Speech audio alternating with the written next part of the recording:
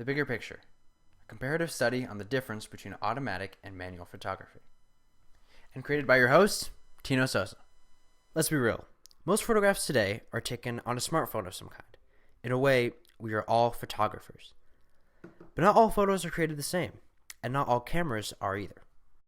We all take photos to capture our moments in life. My brother, for example, has his iPhone to capture whatever party he's at or outfit that he's got on that day. But once he needs to have a really big, really professional, good photo that, say, belongs in a yearbook or a poster or a newsletter, he needs something a little more professional grade, something more expensive, something with more manual options, like the one we're recording right here. The iPhone here is a great example of an automatic photography experience. With one click of a button, the consumer wants the ultimate photo, a photo that isn't made to be taken into a professional editor app or to get the most out of it, and that is precisely what it is given to them. You can see if you look at the details of what really makes an iPhone shot, for example, it's all computational. So what does computational even mean? Well, to put it simply, it means computers, something that we have in all of our smartphones these days, and something that has a big part in all of our smartphone photos. It uses the brains of the phone to make the photo look how the phone thinks you want your photo to be. So you don't have to edit it so it looks perfect in your eyes. So what's the difference to a manual with a big lens? Well, both of these photos, differing photos, an iPhone on the left and the Nikon on the right, are accurate at showing real life and capturing that moment that you were in. As you can see, there are a few differences though.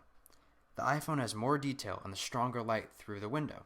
You can actually see that there is a house outside of the window, although the Nikon is a bit more flattering and artistic. The headphones, as the subject, have the most light on them, and they are also the most in focus, when the whole background has more blur. Here are some examples of a few manual photos taken on our Nikon camera. As you can tell, they're very artistically driven. They don't look like something that you would see from your eyes and screenshot, so to speak, like a phone. It allows for more control and more editability. It has a lot more contrast in the subject popping out and what you want to be out of focus. And on the far right, you can see the iPhone shot, the one that is very blurry and grainy with no detail. This is because it's a digital zoom, and no matter how many cameras you put on the phone, it's not going to have similar focal lengths to a professional Nikon, Sony, or Canon camera. So that digital zoom will basically demolish the image and not get you quite what you're looking for. What makes a manual camera? Well, manual cameras are cameras that are made to capture as much detail, information, and creative freedom as possible after the photo is taken. This camera is used by professionals and is made for professionals.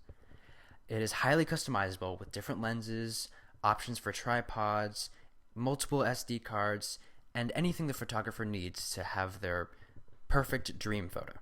So aside from this one that we're recording on right now, I do have, thanks to my father and brother who use these a lot, 3 lenses.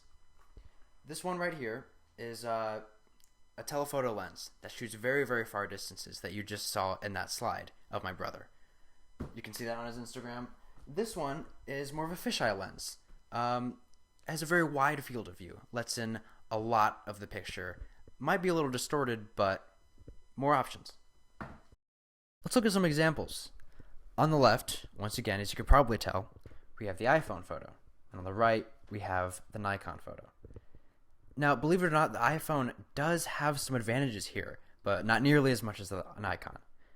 On the Nikon, you can see so much more detail in his jacket, in the tennis ball, and less detail in the background. The subject is popping the most, and you can obviously see so much more in this photo. But the one advantage that the iPhone shot has over the Nikon shot is its exposure. It is brighter than the Nikon, and you can technically see more in his jacket, even though the detail and resolution are so much lower. This is the computational part of these photos that I was talking about earlier. It is in a way a photo enhancement that gives you as much as you could possibly get in that final photo. So, what does this all mean? Yeah, what does this all mean? Well, we might start seeing a lot more manual cameras and even film ones in the hands of more and more people, even just consumers who want to take a great photo. Although, the future of computational photography might be redefining what a photo even is. All these cameras in our phones, with multiple cameras in each, are trying to pander to us and create the, again, ultimate photo. Everything that we want is up to them. As you can see, there's a lot of pros and cons between these two different cameras. Some we haven't even touched on yet, that the iPhone is a lot smaller, you can take it around. It's not nearly as expensive as an Icon.